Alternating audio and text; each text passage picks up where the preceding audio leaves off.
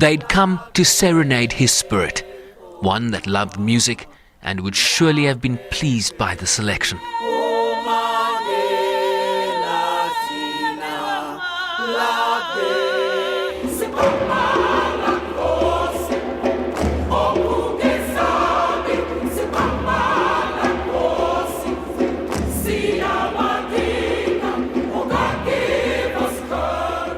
But this was not just a day to celebrate his life, but to reflect on the work that must still be completed.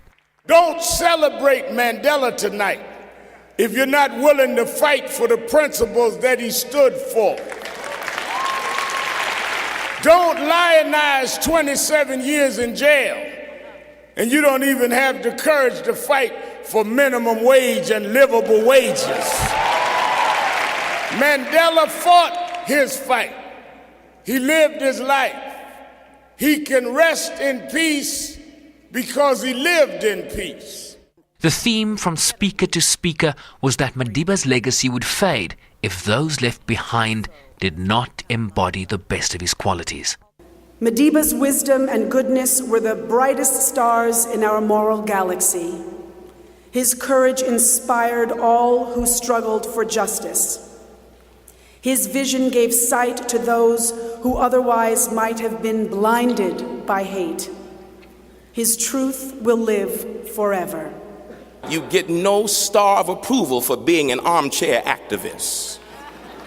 And in order to really be the children of Mandela, we must be willing to struggle, get bloody if need be, break chains, walk with pride and dignity, realizing that the capacity to forgive is not just about the idea of forgiveness, but to forgive means that the pain inflicted that made the forgiveness necessary does not become definitive for the individual. Madiba had a close relationship with the Riverside Church, first visiting here in 1990 and again on his last trip to the USA in 2005. The Reverend James Forbes, who was passed on both occasions, said Madiba's death had convened the world's attention to get a message from above. The Great Spirit wants to use Nelson Mandela's death to remind us that Nelson Mandela believed that all God's children should have a place at the table, and that until that is happening, God is not pleased, that all God's children must have health care. Why do some of you hoard your resources and others die for basic necessities? All God's children must have clothing and shelter and decent education and decent jobs. All the nations of the earth need to hear this. David Dinkins was mayor of New York City when he hosted Madiba just a few months after his release from prison in 1990. At this moment in history, and as long as there are people who hold dear the principles to which Nelson Mandela dedicated his life, we can proudly say that we are the soldiers of Madiba. Nelson Mandela fought the good fight. He finished his course, he kept the faith, and now he can rest. He has left us with so much more than memories. He's left us a rich legacy of his strength, a legacy of his warmth and charm, a legacy of great gifts of his courage and wisdom. It is said, my friends, that service to others is the rent we pay for our space on earth.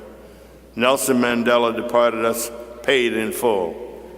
Let him not look down and find any of us in arrears. And as if to escape the power of the spoken word, there was music to punctuate Madiba's eulogy. A long time coming, but I know a change is gonna come. Oh. As the idea of Nelson Mandela becomes not just a figure upon which to heap lofty praise, but an example that must be followed so that a legacy of unfulfilled dreams becomes tomorrow's reality. Like the preacher said, the world has been convened to finish the job. Sherwin Bryceby's SABC News, New York.